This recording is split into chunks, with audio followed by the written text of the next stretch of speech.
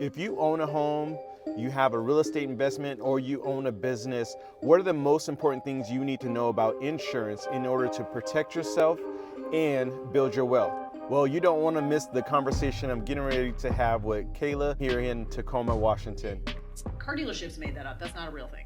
There's no situation. I had a client who lives in Tacoma, and his 6-year-old son was sledding in their front yard. I have like 9 answers. It's gonna have like almost $1 million in it by the time he's 22. Oh, wow. All right. So today I have Kayla Blouin, and she is the owner of the Blouin Agency Group. And she's been in consulting for 15 years and insurance industry since 2018. So for those who are just tuning in, why would they stick around? Well, my overall goal with my agency is to change the relationship that small business owners have with their insurance agent. Right now, it's very fast food style. And as boring as a subject is, as insurance is as a subject, honestly, it needs to be something that we all talk about regularly, whether it's life insurance, insurance for your home, your car, your buildings, whatever the case may be. The relationship you have with your insurance agent needs to change, and it needs to be regular. And there's way too many people in our community right now who have successfully broken generational curses with money and not with problem solving or playing offense when it comes to their liability exposures. Awesome. So the overall goal of what I'm doing every single day is to educate people on how to protect themselves properly and not lose all that money that they made as, a generational curse breaker. Awesome. So how did you first get started in the insurance industry? Well, I mean, I definitely wasn't wanting to be an insurance agent when I was like a small child or anything like that. Insurance can be extremely boring. I have, like you said, been a consultant for 15 years.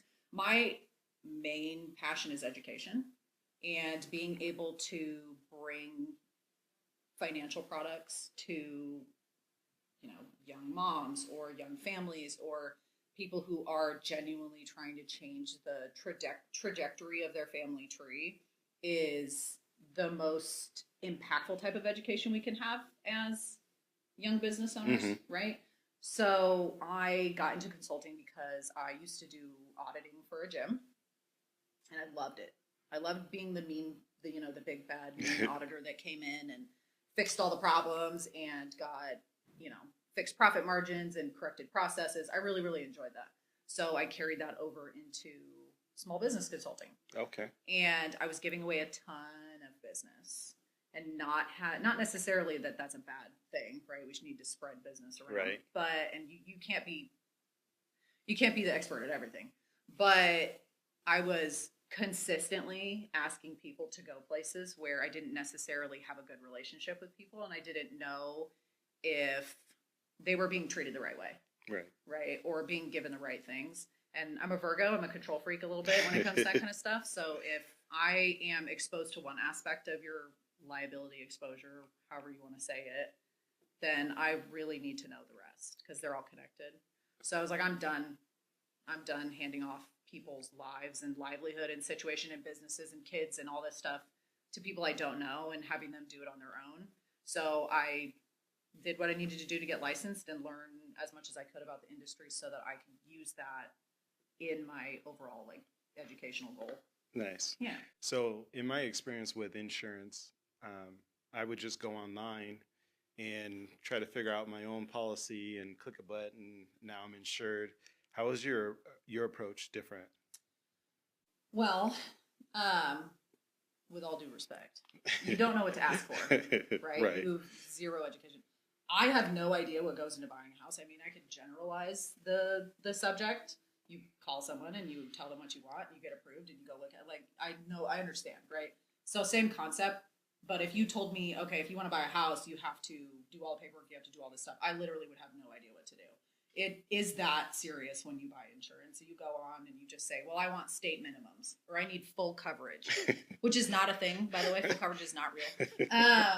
Then you purchase what your perception of insurance is, and then you knock on wood, you have an issue where something really, really bad happens, and now you don't have a problem. You don't have a way to solve that problem.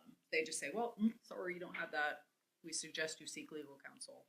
right? So my approach is based on the questions are always going to be the same because they don't change, right? Every single person needs to be asked the same thing and be treated the same way.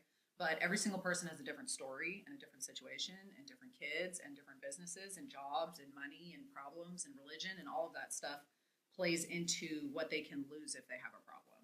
Right. Right. So I get to know people first and I make recommendations based on them not ever having to call me and say, hey, I messed up. And then me having to say, I'm sorry, I can't help you. That's how I build around people. I don't want you to call me and tell me that, you crashed your car on a Saturday after watching a basketball game at Buffalo Wild Wings and you hurt somebody really bad and now you have to sell your business because you can't pay for their financial, the lawsuit that you've now acquired. Right. Those things play into each other. So when I have conversations with people, it's not like you're at Taco Bell ordering something to eat for lunch. We're having a legitimate conversation and getting to know each other so that I can properly protect every aspect of your life so that you don't have to spend your own money if you do have a problem. Cool. Yeah. So if you could, is there a story or anything that you can share about maybe a past client that you've helped? Yeah. This is a sad story, FYI, everyone. But being in insurance, I'm exposed to a lot of really sad stuff. People don't call me and get excited about things that they just bought, really. Sometimes house flippers do. They get really excited about that. But traditionally, it's people calling me too late, right? So in 2019, when we had those 3 back-to-back snowstorms that shut the city down, Right. I had a client who lives in Tacoma, and his 6-year-old son was sledding in their front yard, and he slid into the street and got hit by a woman driving down the street. Yeah, okay. It was terrible. It was bad. He was in the hospital for about a week, and he passed. There was just no way. There was no way to help him. He was driven over. So it was really bad. It was really sad. And this story ends kind of good, right? Because I was able to help them prior to this situation happening. So this client of mine had high auto limits, high uninsured motorist limits, and life insurance for everyone in the family. Okay. So the person who hit their son did not. They had state minimums, which is just 25, 50, 10, which is, the boring stuff about insurance. But in reality, it's the most important part. This person only had $25,000 from their insurance policy to give to this family to rectify the death of their 6-year-old son. Right? So, while yes, it was an accident, that's not okay. That's not enough. You honestly you can't put a price on someone's head whatsoever. But having something to offer helps the situation. Mm-hmm. And since this person didn't have anything to offer, and even if you're walking in a crosswalk, you can still use your own car insurance, right? You can use your uninsured motorist as a pedestrian in an incident where there's not enough insurance for the situation in your own personal claim. So that's what we did. We were able to make a life insurance claim on the child for his $50,000 life insurance policy. Okay. And then their uninsured motorist limits were $250,000 per person. So they got a $50,000 check for life insurance. They got $25,000 from the woman who hit him, and they got $250,000 for their uninsured motorist claim. Oh, wow. While that is not, who cares about the money in relation to having your child alive, right? But in this situation, they were able to fund their lifestyle while mourning the death of their son and not have to pretend at work or lose, what they were already working on or their relationships with the community or their businesses or any of that stuff, because we were able to give them enough money to just sit at home for 6 months, So that is, I have handfuls of those stories. That one is the most impactful one because it was somebody who, it wasn't your mom or your grandma or, your dad who's fighting cancer. It was, a brand new person who just got here and, was just learning how to be a kid, so it was a terrible situation. But being able to knock on the door a week after this happened and hand her, $300,000 was that at least made me feel like I did, good in the situation. Right. So that's probably the most impactful story that I've been a part of. Everything else is, there's a few death stories, but they're, timely deaths, things like that, or somebody gets their business broken into, but it's not the same. You know what I mean? That's probably the most impactful one, Wow. with a somewhat happy ending. Right. You know, obviously, Being able to take care of yeah. them as clients. And that was because you guys met and had more of a full consultation. Yeah, they went through the normal process. You know, I honestly don't remember where I got this client. It's been quite a while now, but we went through the whole thing, had full-blown liability conversation, just got to know each other, honestly. Did a comparison, made sure that they understood how to properly cover their net worth, so to say. Right. Right? And that was adequate enough for them, and it made sense. And then, unfortunately, they had to use it. You know, thankfully we had it, but Yeah. it's the same conversation that any other person would have. Just, they didn't do anything special. Okay. So. Well, I know in the insurance industry, it's a bit old school. There's different ways the industry's kind of changing, some more just online. But how do you see the insurance industry evolving? Or are there certain things that you're noticing that's happening within the industry? I have like 9 answers. Insurance is old school only because people generally don't want to do research on things that they don't think apply to them. Gotcha. Right? So if you had the same insurance agent when you were a kid your whole life, your parents had the same one and their parents had the same one, and the guy's passed his business on to the next kid, and you know he's 50 now and they do things like they did 60 years ago, you're most likely going to have the same experience you've already been having. With the way the insurance industry is changing, there's too many rules that are changing that affect you as just a regular person, not a business owner or a millionaire, like regular underwriting rules that generally would not apply to you that do now because of the economy and the profit margins of these companies that are hurting normal people because they don't know that they exist now. Okay. They don't have to tell you that these new rules exist. So when we talk about the insurance industry changing and being old school, the old school way is to just get what you think you need and never talk to them again. You know what I mean? Right. So now it needs to be consistent conversations about these rules changing. Right? Yeah. Like to be specific, there's a rule now where if you have any claim in your house whatsoever, it could be a theft in your car. You can't have normal homeowners insurance, and it follows you for 5 years to every single property you own. Oh, wow. Okay. Yeah, that's a huge change. So think about that. If I own 10 properties and they're all in my name and one of them has a water claim, what do you think happens at renewal? So these are things that have never happened before that you can't be upset with me about if you choose not to talk to me about them before you have a problem. Right. So my approach is, while the personal aspect of it and getting to know people is not ever going to change, that I just like to talk to people in general, but the rules that are changing and the way that we as this generation make money, that it directly applies to them. Right. You're educating people on how to buy homes and how to buy multiple properties. Right. What happens when that person who has zero education about the industry comes in and spends all this money and does all this work and has these 2 or 3 properties? They're not crazy huge yet. Right. They got 2 or 3 properties. They're trying to do good and be a good landlord and do all these things.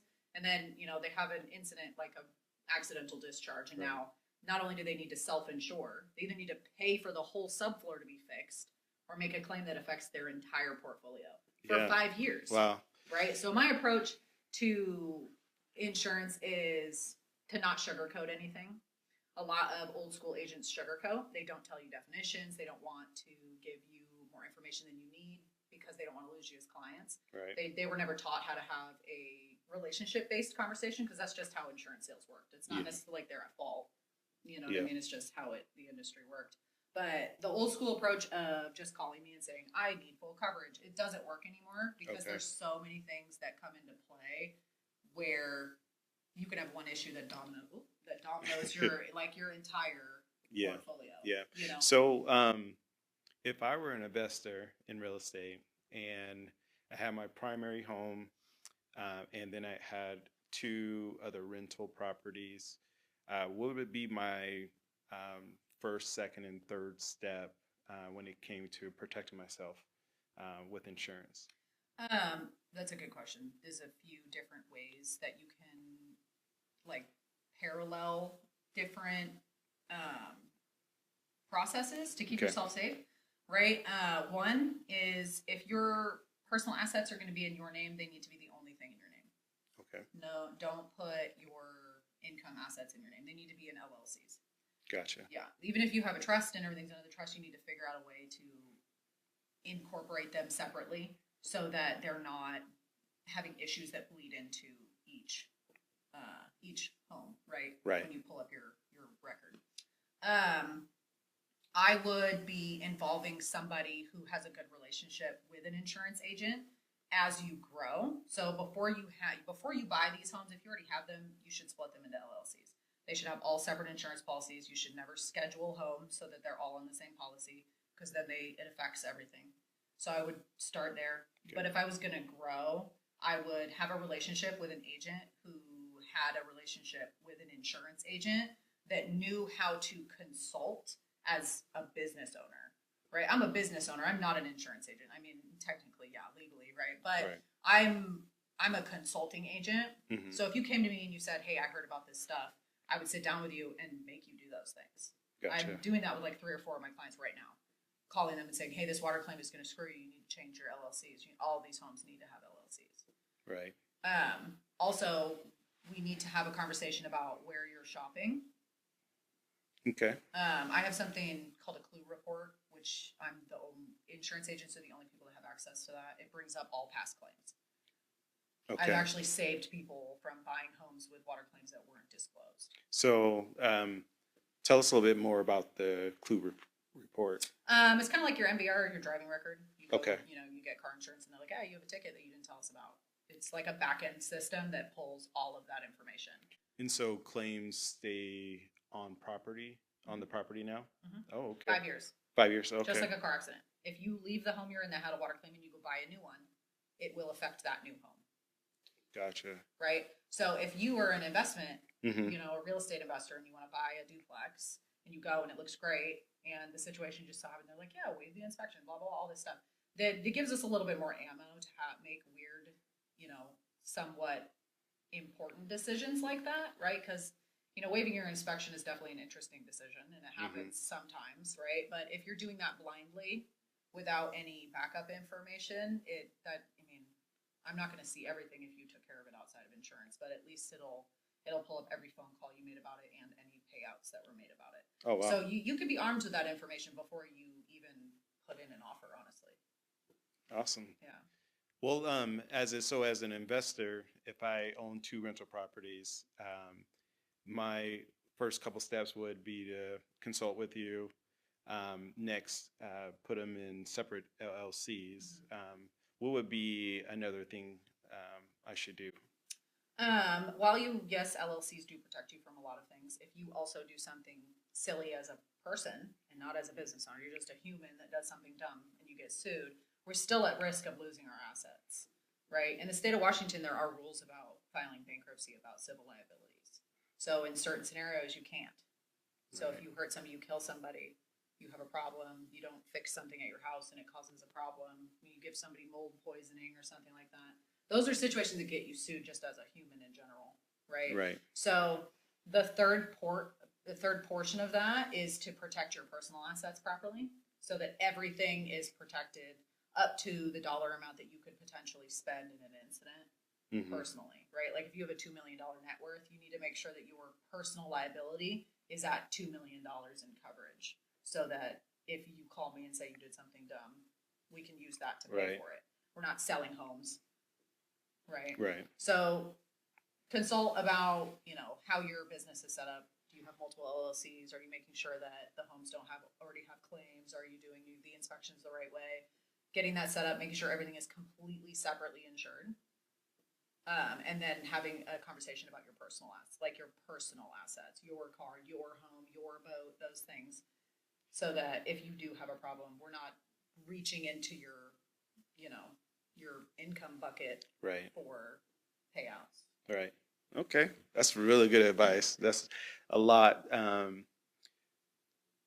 Definitely a lot. I was just thinking about it, but we're gonna have to cut that part out. But most of the time when I say that, people are like, they stop using their brain and they're like, "Oh my God, wait a second." Yeah. I have a boat and an ATV, and I almost hit somebody last summer while I was fishing. No, you're right. Yeah. So that is what happens when I mention those things. People Right. have that thought process. Because when I ask you what you take into consideration when you chose the coverages that you have, and if you know what they mean to you in the event that you do have a problem, you can't answer that question. Yeah. I bet you can't. Not because I want to be right, but because I've had this conversation a billion times. Even people who truly, strongly feel like they understand insurance still get pieces of education from these conversations. Right. You know Right. what I mean? So that's not weird.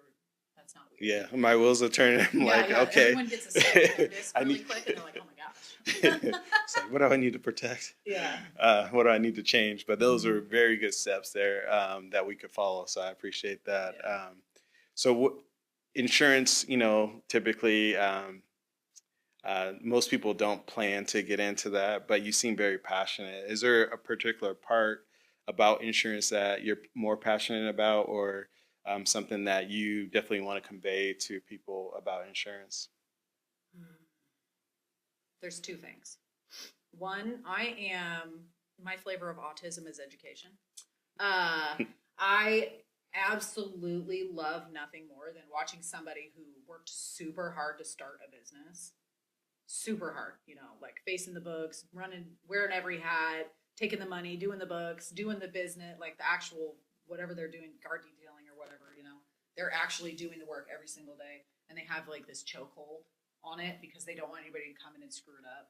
They have a problem with delegating stuff because it's scary, right? You worked really hard for this moment. And watching people go from that and not really understanding how to structure their processes so that they can grow and do what they're good at and give responsibilities to other people. So that would be my first answer. Watching people go from being an employee of their business to being a real entrepreneur is super fun. I love that so much. That's awesome. And then second is creating generational wealth through life insurance. I'm really passionate about life insurance. There is a ton of noise online right now about life insurance policies because a bunch of companies got in trouble with their definitions and like how they weren't paying people out and stuff. So that's definitely been interesting with the conversations that I'm having. But I can confidently say that my products are good, and I absolutely love talking about life insurance because we were just having this conversation at that homebuyers class about how Daniel was talking about how his savings account is like 0.002 or something insane like that.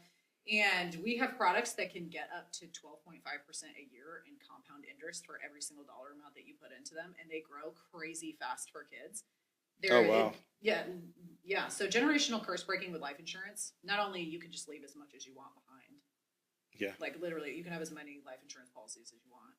You can call me every month and I get another $1 million if you want to leave your kids. What? Okay. Yeah. So you don't have to have a reason to have it. Right. You could just immediately leave a large dollar amount and education, hopefully, with your children, right? But the ability to take somebody who is, like a single parent on a strict budget, who can only afford $25 a month, and give them a product that can grow really fast and not lose money when the stock market loses money, that's their money, doesn't get taxed. It's not income. When you take it out, you don't have to pay any money. It grows crazy fast. I have a kid's account right now that I started 3 years ago, and they overfund it 4 times the premium every single year, and it compounds. And the projection that's on it right now, even with really low interest rates because of the projected economy stuff going on, it's going to have like almost $1 million in it by the time he's 22. Oh wow! And the annual premium is like $600. Oh wow! Yeah. Okay. So these products, while somewhat complicated, right? Yeah. I get to give people something that actually can make an impact. Because what if you don't want to go to college? What if you want to buy a house or buy an income property? Right. Or start a business or go to trade school? Yeah. We don't have to use it as bank. What is that product called? It's an IUL, Indexed Universal Life. Okay. Yeah. Okay. Yep. So is that something pretty simple to set up? It's very simple. Yeah, I just need to look at your kid to make sure that they're healthy.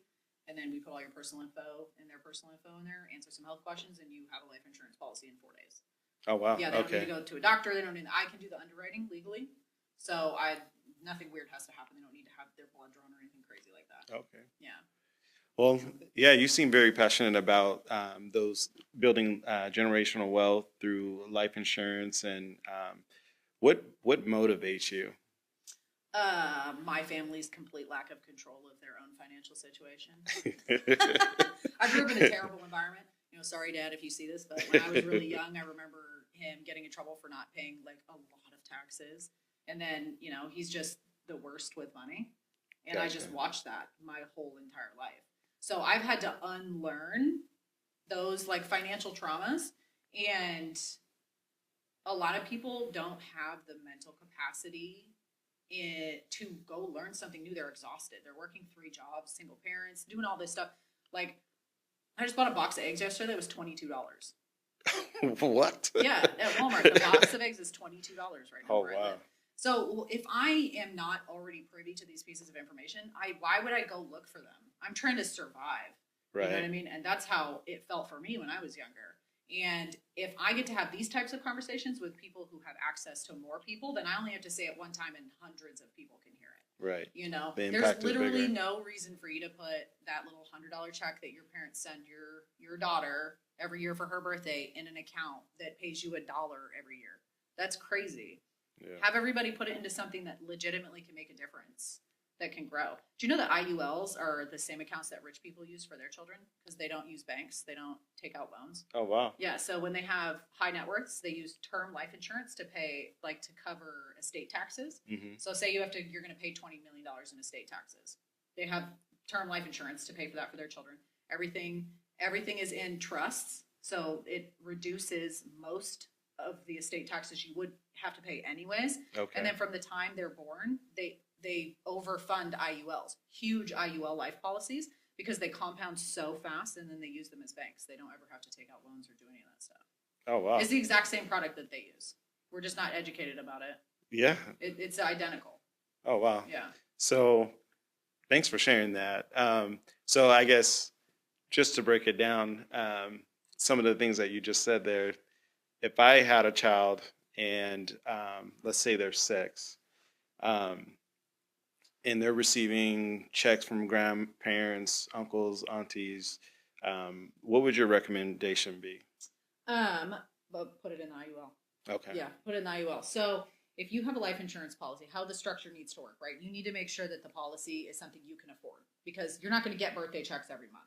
It has to be something you can sustain every single month, happily and healthy, without stopping it, because there's literally no point in us doing this if you're going to start it and stop it. Right. Right? Yeah. So if that's $25, that's what it is. Okay. The year's worth of premium, you can multiply that by 7 Okay. and legally overfund it that much. Okay. It's called a MEC. If you go past that, it blows up and the government gets involved and you got to pay taxes.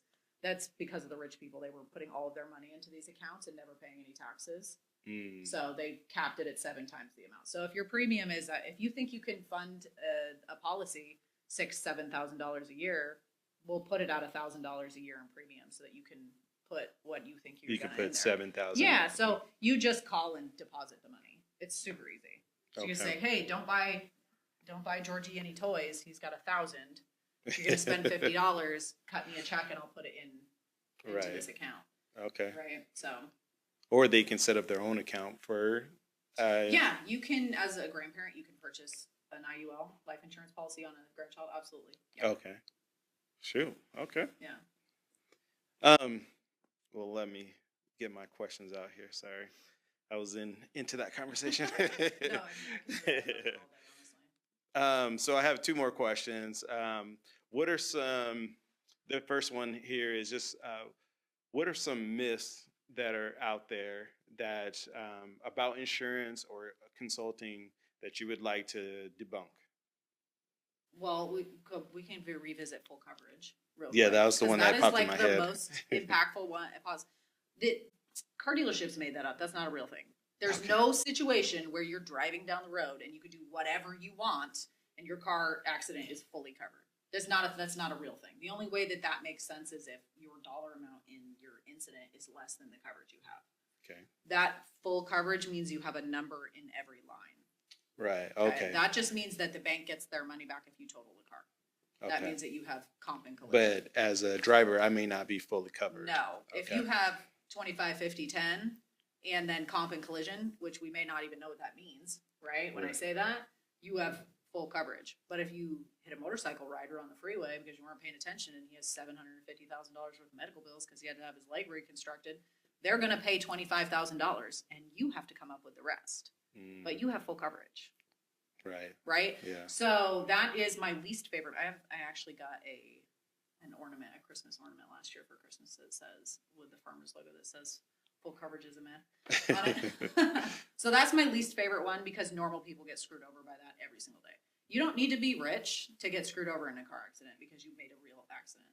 One time when I was driving, I got out of the driver's seat because there was a spider. And a spider came in the window and I got in the back seat. I was like 18. I was a normal person. I don't even know if I had car insurance. You know what I mean? If I had an incident in that situation and hurt somebody bad, obviously I shouldn't get out of the driver's seat. It's a whole different conversation. But like I could have been completely screwed for my whole life because of that situation. And that's not because I'm less valuable as somebody who doesn't have any assets. Like this is an important conversation for everybody to have. Right. You know? So that is my least favorite myth. And then that consulting and insurance isn't real, like it doesn't work. That is kind of true because you do get people who pretend like they know what they're talking about and who pretend to actually care and just give you what you ask for. Right. So the person who owns a restaurant and doesn't know that they need coverage for glass and they have all glass around and a homeless person breaks a window out and they got to pay $5,000 to fix it, they're going to be mad at their insurance agent. Right. Because it should be covered. Ask for it. They didn't educate you, didn't ask, right? So the fact that you're unwilling to have conversations because of something, maybe your family drilled into you as a kid, you just kept hearing the same thing over and over again because of a personal experience. Now you think that consulting or insurance or consulting about insurance is like made up, doesn't matter, and it's not going to work anyways. While that is like a myth that's a reality in your situation, it's completely opposite. If you're willing to open up and have those conversations, it does help every single time. But the person has to be right. It has to be the right fit. Right. So those two thought processes are what get the most people, one, that you get in the most trouble, in accidents. And then two, you get the least amount of growth because you're not willing to listen to somebody else. Right. So those are probably my two least favorite things and the primary conversations I have every day. Every day. Yeah. Like I just watched an accident last week and I drove by an accident where the kid was coming down the hill from Graham, flipped his truck onto a power pole. Oh, wow. Yeah, he somehow got it up into the power lines and pulled the pole. I have no idea what he was doing. It was really high. Yeah, scary. But in a situation like that, say you have 25, 50, 10, you have full coverage, right? And I knock a power pole over that has internet on it and power and communications cables. And the city has to come fix it. The power's out for a day or two. There's a couple businesses that lose money because of it. Who do you think has to pay for all that? Oh, wow. The city doesn't pay for that. Yeah. You had to have 3 lineman trucks come out and 6 people put up communication cables from 4 different companies, and 3 businesses lost money. Yeah, they get copies of those police reports. They're asking you for that money. Oh, wow. You know what I mean? So, yeah, you don't think about that. No, you don't. And it was just like a teenager. It was a kid driving in the rain when it was raining really hard last week. Oh, wow. These are things that I'm not ever going to intentionally flip my truck and pull down a power pole. Yeah. But I'm also, I'm a person and I might put myself in weird situations that I'm overconfident in. Yeah, you can easily hydroplane. Yeah, and it something happens to everybody every single day. It happens to everybody. Yeah. It happens to me sometimes. You know what I mean? Everybody has those moments where you're like, ooh, oh my God, that could have been bad. Yeah. Those are the moments where these conversations would have mattered. Yeah. To have, so. So definitely, talk to you Yeah. early in the process I'm versus bad news. So my last question is, I'm going to continue these talks, and I would love for you to give my next guest a question. You know what I really like talking to other business owners about? Mm-hmm. Their ultimate vision. Okay. Like when you laid in bed the month you thought about this happening, 5 years ago or whatever, when you were laying in bed and it was like the end game, it was your perfect vision of your business. What does it look like? Okay. I love that conversation. Okay. Not only, it changes as you grow, I think a little bit, but right. I mean, I have an original vision that I'm running towards, and it's one of my favorite conversations to have. Definitely. I think that I would want to hear about that. So, Kayla, what is your original vision? My vision? Yeah. So one of the things that I'm doing this year is adding a notary, a bookkeeper, IT. I do a lot of consulting. I'm already doing like contracted consulting administration and all sorts of stuff like that. And I also have an internal audit system for landlords so that we can manage occupancy and manage tenants insurance and make sure that everything is right and you don't have to think about that. Right. So with all these moving pieces that I have genuinely created a one-stop shop for small business owners to get literally everything they need from any standpoint of their business. Whether you're a landlord, a landscaper, you own a donut shop, it doesn't matter. You're just a person with a renter's policy. I have this vision of creating, you need like 50 things for your business. Why do you have 90 people to call? 1-800 numbers, you don't know where your paperwork is, you don't know what to ask for. That's silly. I want to be able to facilitate growth in, that original statement I made of watching you go from an employee to an entrepreneur. Yeah. If I can properly give you all of those things in one place, I think that you'll grow a lot faster. And also, You're not going to go anywhere. You're not going to call 50 people and get those things elsewhere. So you're going to stay, right? Yeah. So it's sticky, right? Yeah. But also that kind of goes back to my little control freak thing where I don't want you to have any bad situations or bad exposures. So I'm able to have control over the whole situation. You call one person that knows your situation. You don't have to rehash it every single time. And you can just ask what you need, right? Mm-hmm. We don't have to keep having these weird timely conversations. You just get to run your business. Right. So my overall goal would be to duplicate myself so as many people as possible in the states that we're in get access to that knowledge. So yeah. I love your vision. Yeah, I love it. Well, Kayla, thank you for having this conversation with us. And if someone wanted to reach out to you, how would they get in contact with you? Phone, email, Facebook, Instagram, whatever. I can give you something to show. Okay. If you want. Yeah. Honestly, text is going to be the best. Okay. You can just text the office line with your name. And I don't know, what's the name of the podcast?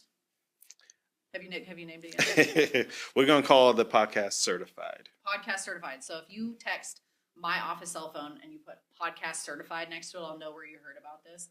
And so we can, we can have a conversation about how silly I look on camera. But no, I would text. Just say who you are, what you're doing, what you need, where you saw me, and we'll come to see you. So awesome. Well, thank you again. Yeah, appreciate thanks. it. I appreciate